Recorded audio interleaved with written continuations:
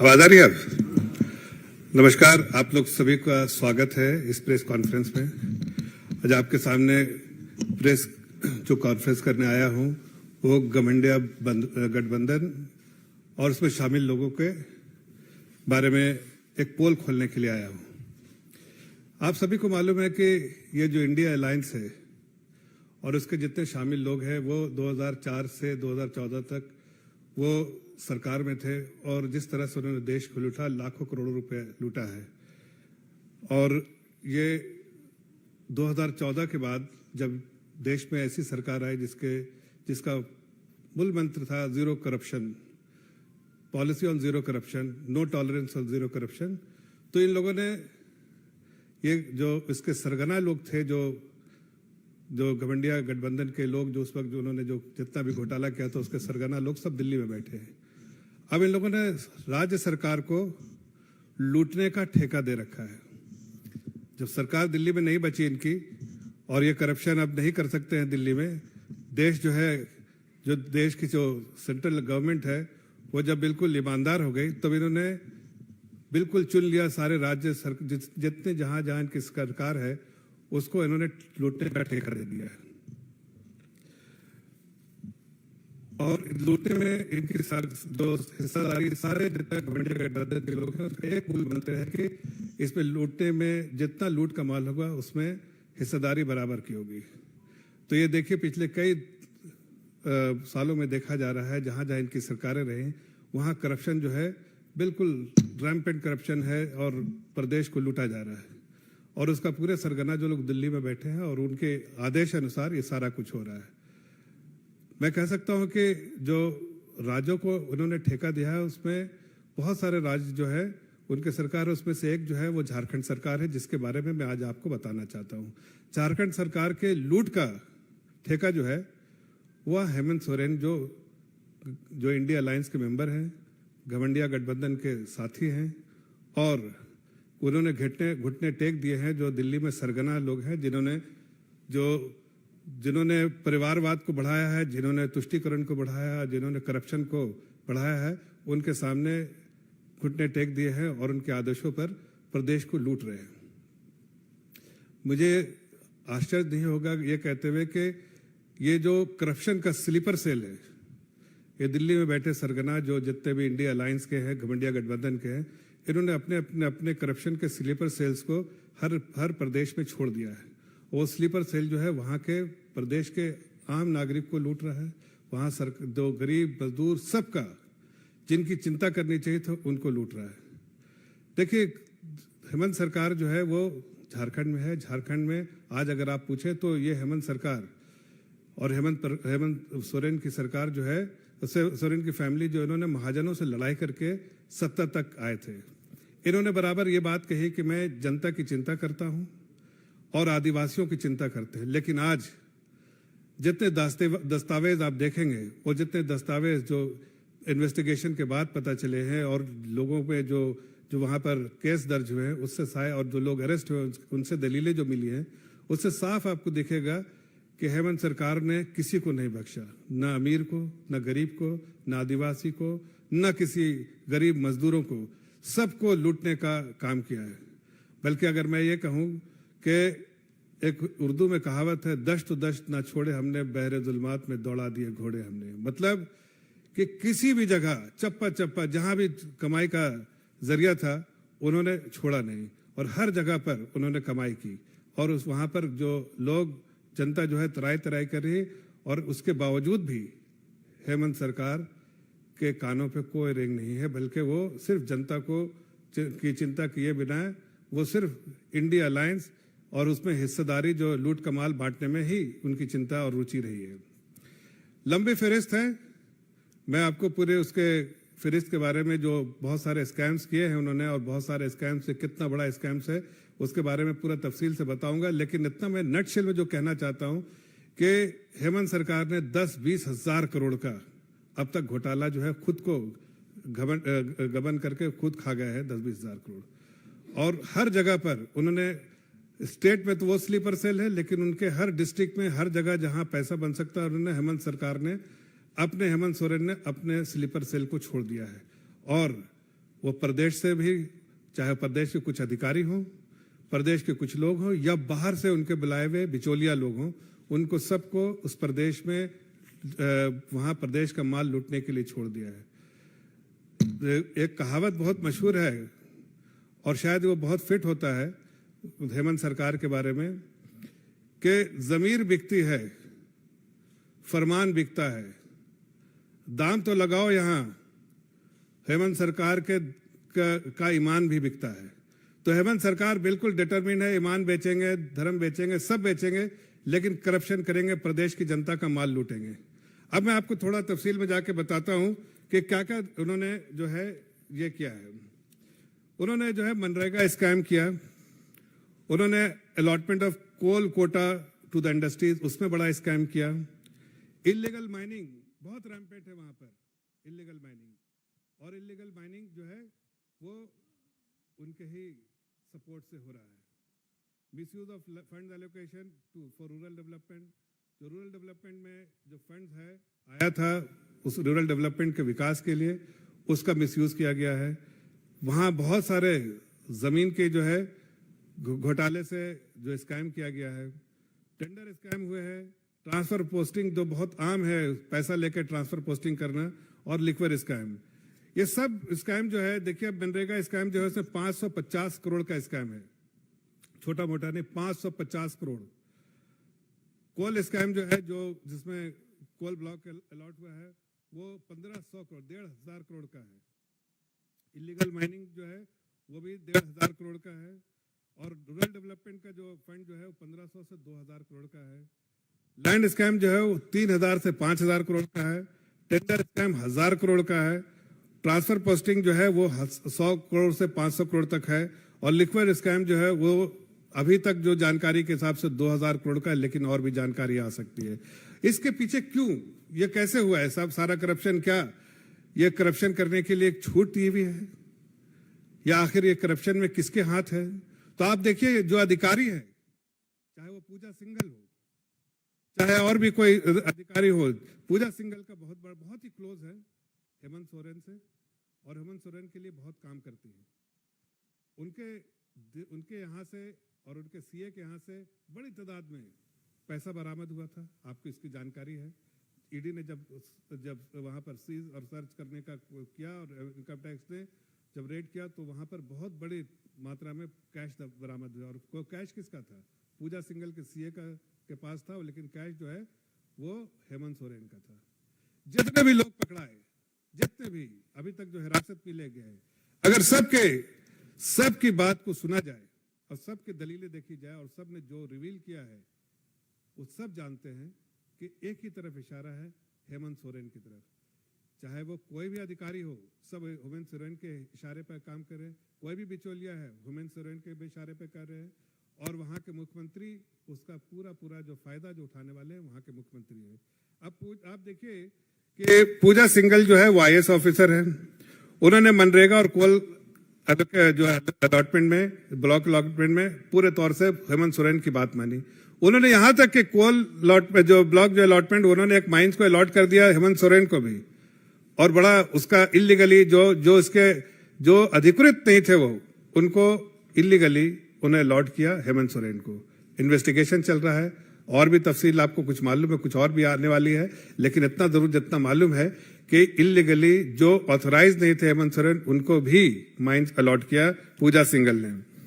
उसी तरह से अगर आप देखिए माइनिंग स्कैम के बारे में अगर आप देखें, तो पंकज मिश्रा, प्रेम प्रकाश, अमित अग्रवाल, ये लोग कौन है? पंकज मिश्रा कौन है? प्रेम प्रकाश कौन है? अमित अग्रवाल कौन है? ये सारे लोग जो इशारे पे काम करते हैं हेमंत सोरेन के। ये जो भी पैसा बनाते हैं, जो भी माल लूटते हैं, पहले ये हेमंत सोरेन को देते हैं, और हेमंत सोरेन जो कि स्लीपर सेल है गठबंधन गठबंधन का, इंडिया अलायंस का, ये उसमें माल जो है हिस्सेदारी जो है देते रहते हैं। जो दिल्ली में सरगना लोग बैठे हैं उनको, ये सारे लोग हर प्रदेश में अपने अपने स्लीपर सेल छोड़ चुके हैं, जहां जहां वो करप्शन कर सकते हैं, जहां उनकी सरकार है, और प्रदेश की जनता की चिंता ना करते हुए वो प्रदेश को लूट रहे हैं और माल जो है आपस में बांट रहे हैं। अभी मैं पूछता हूं कि हेमंत सोरेन से आपके द्वारा पूछता हूं कि ये वीरेंद्र राम मनीष रंजन आईएएस और वहां के जो मंत्री हैं आलमगीर आलम, ये लोग जो है किसके लिए काम करते हैं? अगर रूरल डेवलपमेंट में देखिए 2000 करोड़ का जो घोटाला हुआ है, इसके पीछे किसका हाथ है? आलमगीर वहां के मंत्री हैं रूरल डेवलपमेंट के, उनके दो लोग जो है वहां पर, जो मनीष रंजन जो है वो आईएएस अधिकारी है और वीरेंद्र राम वो चीफ इंजीनियर है। इस सब ने मिलकर वहां पर घोटाला किया और 2000 करोड़ का घोटाला किया है। उसी तरह अगर आप देखिए अमित अग्रवाल, विष्णु कुमार अग्रवाल, छवि रंजन वहां आईएएस अधिकारी है, वो सारे लैंड केसेस में इन्वॉल्व है। अब ऐसा हो गया है लैंड केस में कि वहां के जो आदिवासी जनता जिनकी चिंता इनको होनी चाहिए, तो उनके भी लैंड जो है उन्होंने जब्त किए हैं। उन्होंने अपने फहरिस्त में दिया है जिसके 106 ऐसी लैंड है जो इसके बारे में इन्होंने सीबीआई में लिस्ट दी है, जिसमें उन्होंने कहा है कि मेरा है, लेकिन उसके बाद तो बहुत सारे ऐसे हैं जो बेनामी है। अब मैं आपको कुछ और अहम बात बताना चाहता हूं कि जब उनको लैंड लेना होता है तो वो निवासी बन जाते हैं। अगर बोकारो में लैंड लेना हो तो बोकारो के, अगर आप धनबाद में लेना हो तो धनबाद के, अगर हजारीबाग में लेना है तो हजारीबाग के, रांची में लेना है तो रांची में, या जमशेदपुर में लेना है तो जमशेदपुर में। और उतना ही नहीं, वहां के निवासी आखिर हैं कहाँ के निवासी मालूम नहीं, लेकिन वहीं के निवासी बन जाते हैं, इसलिए कि लैंड इनको जब्त करना है। और वे नाम भी बदल देते हैं। आपको बताना चाहता हूं मैं कि नाम भी बदल देते हैं। हेमंत सोरेन का नाम हो जाता है हेमंत कुमार सोरेन, उनके पिता का नाम शिबू सोरेन से हो जाता है शिव सोरेन, और हर जगह पर वो गलत नाम से बेनामी प्रॉपर्टी लेते हैं। मैं आपको दिखाना चाहता हूं, अगर आप देख सकिए तो मैं आपको इसको जरा अगर जूम करके दिखाइए कि इन लोगों ने नाम कैसे चेंज किया है। हेमंत कुमार सोरेन, हेमंत सोरेन की जगह एफिडेविट में क्या नाम है और यहां क्या नाम है जरा देखा जाए। शिबू सोरेन का नाम शिव सोरेन, एफिडेविट में नाम क्या है?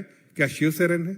ऐसे 100 एकड़ का लैंड जो दिल्ली रांची के जो फायरिंग रेंज के बगल में है, 500 करोड़ की प्रॉपर्टी है, 500 करोड़ का वैल्यू का लैंड है, और इन लोगों ने जब्त किया है। इसको जरा जूम करके दिखाइए, इसको कि ये लैंड जो है किस नाम से खरीदा गया है। ये सब बेनामी प्रॉपर्टी, नाम बदल के हर जगह इन्होंने खरीदा है, लैंड स्कैम किया है। इसलिए कि खुद नहीं खरीद सकते हैं, लेकिन किसी को बांटना भी नहीं चाहते हैं, इसलिए खुद नाम बदल के ही लेना चाहते हैं, तो इन्होंने ऐसा स्कैम किया। लेकिन जब इनसे ईडी पूछताछ करती है तो ये कहते हैं कि हमारी जमीन नहीं है, ये इसके बारे में जानकारी नहीं देते, लेकिन उसका भी पुख्ता सबूत लेकर आया हूं। ये बात आपको किसी ने नहीं दिखाया होगा, लेकिन पुख्ता सबूत लेकर आया हूं। देखिए, मैं आपको दिखाता हूं ये वीडियो। अगर ये वीडियो आपको दिख पा रहा है तो आप इस पर देखिए कि क्या लिखा है वीडियो में। देखिए,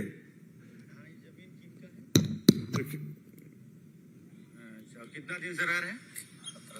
17 साल। फिर से मैं इसको वेतन मिला? फिर से मैं दिखाता हूं इसको एक बार। हाँ, ये जमीन किनका है? अच्छा, कितना दिन से रह रहे हैं? 17 साल से। आपका वेतन मिला है कि नहीं मिला है? नहीं मिला है। अच्छा, इस पूरा एरिया जानते हैं कि हेमंत सोरेन की जमीन? अगल बगल सब क्या जानते हैं? अगल बगल मंत्री जी का जमीन। और कौन मंत्री?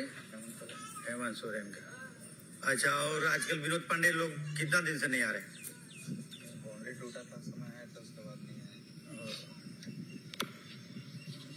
और आपको मैंने कुछ वादा किया था कि हम मैंने यहाँ काम देंगे, नौकरी देंगे, घर बना के देंगे? यही बोले थे कि घर बना के देंगे। देखिए, ये वीडियो में इस बात का ये जो है वॉचमैन है। इस पूरे लैंड स्कैम में एक बड़ा पीस ऑफ लैंड है जिसके बारे में ईडी पूछताछ करना चाहती है, तो ये अलग अलग नामों के बारे में बात करते हैं। हकीकत आपके सामने है कि ये वॉचमैन बताता है कि जमीन किसका है। 100 एकड़ जमीन है, छोटी मोटी जमीन नहीं, बहुत बड़ा फार्म हाउस की तरह जमीन बना के रखा रांची के फायरिंग रेंज के बगल में। और ये जमीन के बारे में उनका वॉचमैन कहता है जमीन मंत्री जी का, मंत्री कौन? हेमंत सोरेन जी, मुख्यमंत्री जो है, ये उनका ही जमीन है, और आसपास का जितना जमीन है सब उनका है। लेकिन एफिडेविट में तो कहीं नहीं भाई, ये जमीन का नाम तो कहीं नहीं है। ऐसे बहुत जमीन है, एक नहीं अनेक जमीन है जो हेमंत सोरेन ने हड़पा है। यहां ही नहीं खत्म होता है। आप देखिए, जो ट्रांसफर पोस्टिंग का काम जो है वो राजीव अरुण एक्का आईएएस, विशाल चौधरी और हेमंत सोरेन, ये आईएएस अधिकारी हैं। राजीव अरुण एक्का और विशाल चौधरी उनके साथी हैं। इन दोनों ने मिलकर जो टेंडर स्कैम किया है और इन दोनों ने पोस्टिंग, ट्रांसफर पोस्टिंग में, और ये दोनों जो है खास आदमी हैं हेमंत सोरेन के। जितने भी ट्रांसफर पोस्टिंग होती है उसका साइन जो करने वाले ये जो है राजीव अरुण एक्का ये करते हैं। इनके ही दस्तावेज से, उनके हस्ताक्षर से सारे ट्रांसफर पोस्टिंग होती है या टेंडर निकलता है। टेंडर डॉक्यूमेंट में जो सारी चीज कैसे होना चाहिए, ये विशाल, ये जो चौधरी जो कहीं ना कहीं बिचौलिया है, और राजीव एक्का, ये दोनों मिलके हेमंत सोरेन को के इशारे पे काम करके, और इसका जितना कलेक्शन होता है वो हेमंत सोरेन को जाता है। एक नहीं, पूरा जो करप्शन का डेन बन गया है झारखंड। आप झारखंड में आज देखिए, झारखंड कहीं ना कहीं पूरे देश के लिए कलंक हो गया है इस कारण से कि वहां की सरकार ने वहां की जनता की चिंता ना करते हुए बल्कि वहां के अपने परिवार के लिए और इंडिया अलायंस के सरगनाओं के इशारे पे वहां की प्रदेश का हक छीन के, प्रदेश का हक के संपत्तियों को, माल को लूट के हिस्सेदारी जो है वो पूरे जो है वो उन सरगनाओं के साथ, जो इंडिया अलायंस के सरगना है, जिनका करप्शन में कहीं ना कहीं महारत हासिल है। 2004 से 14 के बीच में हमने देखा था किस तरह से उन्होंने करप्शन किया था। मैं आखिरी में इतना बताना चाहता हूं कि आज अगर पूरे देश में देखिए तो दो तरह के लोग हैं। एक तो है जो भारतीय जनता पार्टी एनडीए के जो और आदरणीय प्रधानमंत्री जी की जो सोच है वो देश को आगे ले जाने का काम कर रही है, देश को आगे बढ़ाने का काम कर रही है, और देश में जो करप्शन जैसी, परिवारवाद जैसी या जो तुष्टीकरण जैसी पॉलिसी के खिलाफ लड़ रही है। और दूसरी तरफ एक ऐसा अलायंस है, घमंडिया अलायंस, ऐसा गठबंधन है, इंडिया अलायंस जैसा गठबंधन, जो देश को और खासकर आजकल उनके स्लीपर सेल के द्वारा प्रदेश को जहां जहां उनकी सरकार है खोखला करना चाहती है। हमारा मकसद इस प्रेस कॉन्फ्रेंस के द्वारा संक्षिप्त में इतना बताना चाहता था कि ये घमंडिया अलायंस के लिए काम कर रहे हैं और जमीर बेचने का काम कर रहे हैं। यहाँ फरमान भी बिकता है, यहाँ ईमान भी बिकता है। सिर्फ आपको दाम बताना है, यहाँ हर चीज का दाम लगता है, और दाम के साथ ये माल जो होता है वो कहीं ना कहीं ये जो दिल्ली में बैठे इंडिया अलायंस के सरबराह है और सरगना है उनमें तकसीम किया जाता है, उनकी हिस्सेदारी होती है। आपका कोई क्वेश्चन है? धन्यवाद।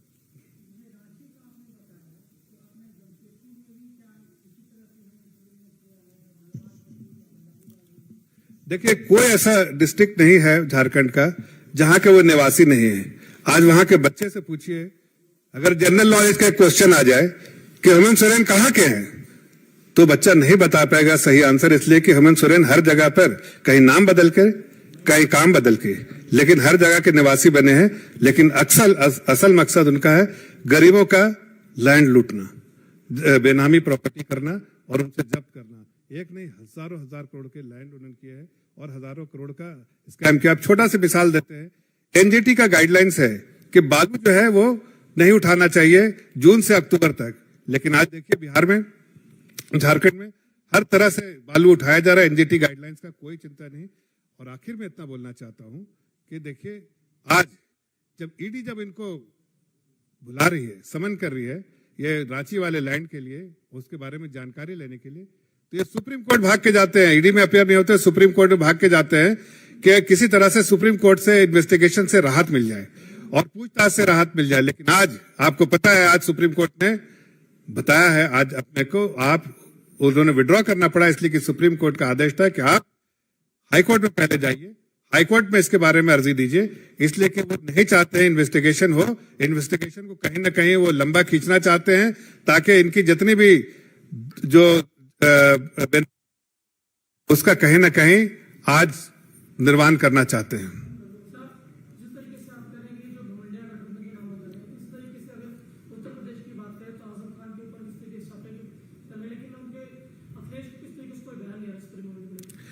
देखिए, जो इंडिया अलायंस, ये जो गठबंधन गठबंधन है, वो लोग एक मकसद के लिए काम कर रहे हैं। मकसद क्या है? मोदी जी को हटाना, देश को पीछे ढकेलना, और उसके लिए इन्होंने हर जगह अपने स्लीपर सेल छोड़ दिए हैं। जिस प्रदेश में इनकी सरकार है और वहां से माल लूटना है, और हिस्सेदारी जब आके दिल्ली में हो जाती है। अब ये आजम खान हो या अखिलेश यादव हैं, इन भी ये बराबर एक साथ एक ही चट्टे बट्टे रहे एक ही इस अलायंस के, और इन लोगों ने जब इनकी सरकार रही वहां लूटा है। आज ये स्लीपर सेल में खाने वाले हिस्सेदार हैं। अभी जिस प्रकार से क्वेश्चन सेशन चल रहा है संसद का, प्रधानमंत्री ने भी कहा, कयास यही लगाए जा रहे हैं, चाहे ऑपोजिशन पार्टीज और कांग्रेस हो, ये कह रहे हैं कि विमेन रिजर्वेशन बिल को जरूर लाना चाहिए। विमेन रिजर्वेशन बिल कांग्रेस हमेशा से पुश करती आई है, लेकिन अब तक आया नहीं है, तो उसको लाने के लिए फिर आग और बात चल रही है, क्या कहेंगे? अब देखिए, मैं अभी पार्लियामेंट सेशन पे ये नहीं है, वो सेशन में जो भी चर्चा होगी, जो बिल आएंगे, जिस पे भी चर्चा होगी, वो आपकी जानकारी हर दिन मिलती रहती है। उस पे जो भी चाहे वो विमेन्स रिजर्वेशन के बिल का हो या कोई और भी बिल हो, उस पे चर्चा जो है वो सरकार वहां पर करती है। मेरे ख्याल से उस पे अभी हम टीका टिप्पणी नहीं करना चाहते।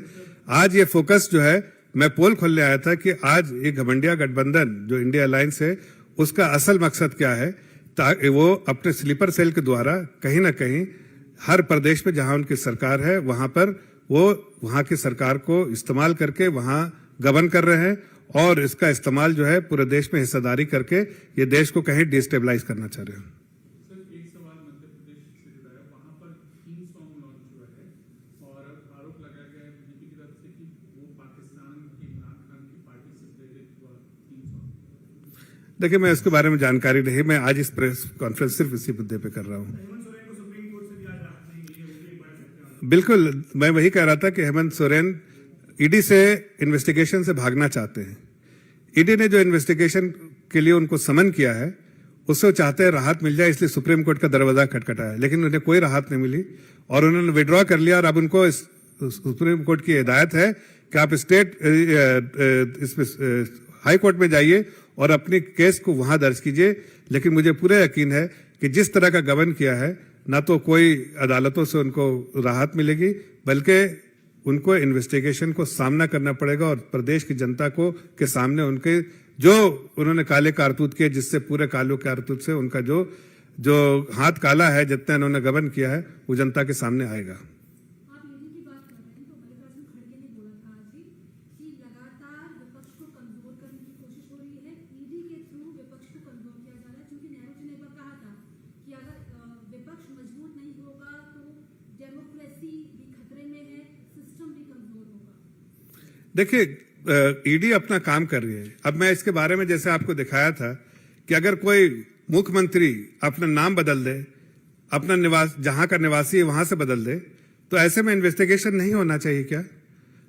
अगर वो प्रॉपर्टी जब्त करने के लिए इलीगल तरीके से प्रॉपर्टी जब्त करती है और इसमें अधिकारियों का इस्तेमाल किया गया है, आईएएस अधिकारियों का इस्तेमाल करके ये प्रॉपर्टी जब्त की गई है, तो ऐसे में जितने गबन किए गए हैं, और एक नहीं 1000 जो है वहां पर केस ऐसे हैं जिनका इन्वेस्टिगेशन हुआ जहां करप्शन है।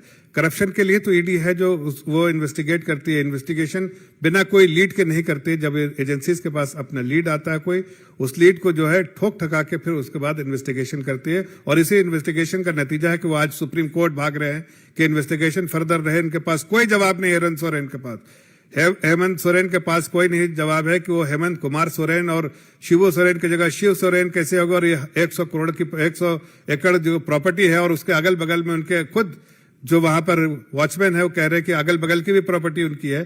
तो आखिर ऐसा कैसे हो सकता है कि वो इन्वेस्टिगेशन एजेंसीज उनको सिर्फ कमजोर करने के लिए इन्वेस्टिगेशन एजेंसीज अपना काम कर रही है, और ये लोग जो काम कर गए हैं उसको दुनिया के सामने जग जाहिर करना चाहती है। देखिए, स्लीपर सेल तो मैंने बताया कि प्रदेश की जो सरकार है उसके झारखंड में स्लीपर सेल इंचार्ज जो है वो घमंडिया गठबंधन के स्लीपर सेल इंचार्ज झारखंड के जो वो हेमंत सोरेन है, और उन हर डिस्ट्रिक्ट में उनके जो है वहां पर उन्होंने अपने स्लीपर सेल छोड़ के रखे जिनका काम है सिर्फ करप्शन करना।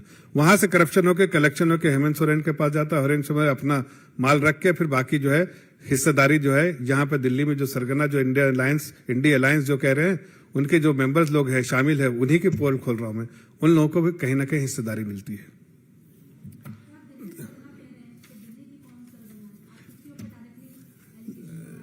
उन्होंने देखिए घुटने किस तरह से टेक दिए हैं, किसके सामने टेक दिया है घुटने। हेमंत सोरेन ने किसके सामने, दिल्ली की कौन सा ऐसा परिवार है जिसके सामने घुटना टेक दिया है? पूरे देश को मालूम है कि आज उनकी सरकार उनके साथ है, प्रदेश में भी सरकार साथ है, और उन्होंने दिल्ली में घुटने टेक दिए हैं और वहां से धन जितना बनाते हैं दिल्ली में भी आता है। धन्यवाद।